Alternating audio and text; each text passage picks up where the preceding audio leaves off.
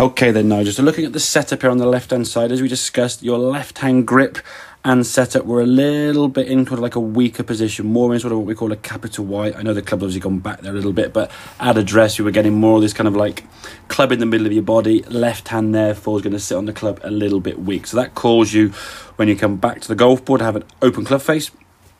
Ball would then want to tend to spin off to the right, and then your reaction to that would be pull your arms in. You see your left arm here sort of sucking into your torso and your chest here, trying to basically hit the golf ball somewhere non-right, as we say, and weight sort of hanging back here. And that's obviously going to compromise your strike of the golf ball. You'll often find you at the ground behind the golf ball, and then you get this sort of two-way miss of either pulling it straight left if your compensation's kind of overworked, or the more than likely compensation is going to be that you're going to send the ball off to the right, spinning with that left to right shape. So if we look here at the right hand one, trying to get yourself into what we call that lowercase y. So there's a little bit of a prep work, as we said, at setup, but getting the lead arm and the club shaft a little bit more in line. And you can just see now your left hand grip, without really sort of saying how to change your grip, you've just held the club now slightly differently by just pushing the handle of that club a little bit more towards your kind of left thigh.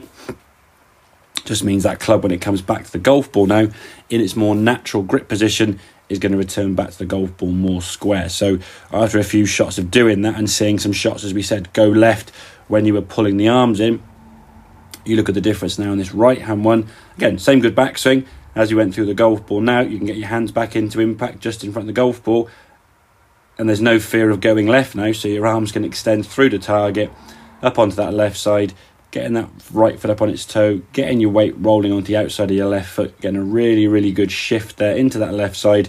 And this is going to take a little bit of getting used to, and probably more so on the golf course, the biggest trust issue you're going to have, because you're going to still see a golf ball from previous history curving off to the right, and therefore your brain's still going to think you're going to try and swing it non-right, as we say. So it's going to take a few sort of games of golf and a few sessions down the range where you hit golf balls and the ball just goes straight left, for you then to sort of trust the fact you can hit it towards your target. But after a few swings here in the sim, you could see, I think there were 3 or 4 that went left, and then suddenly now, without even talking about how to change your follow through, your arms now started just sort of reacting in a better way, trying to swing that club more towards the target. So get that club in a stronger position, build into that kind of lowercase y setup, and those hands a little bit further forward, but more by your left thigh at address, and then from there hit some golf balls and start letting your instincts take over, get that ball flying a little bit further and a little bit straighter. So hope that makes sense. Any questions, give me a shout, and I'll see you again soon. Cheers, Nigel.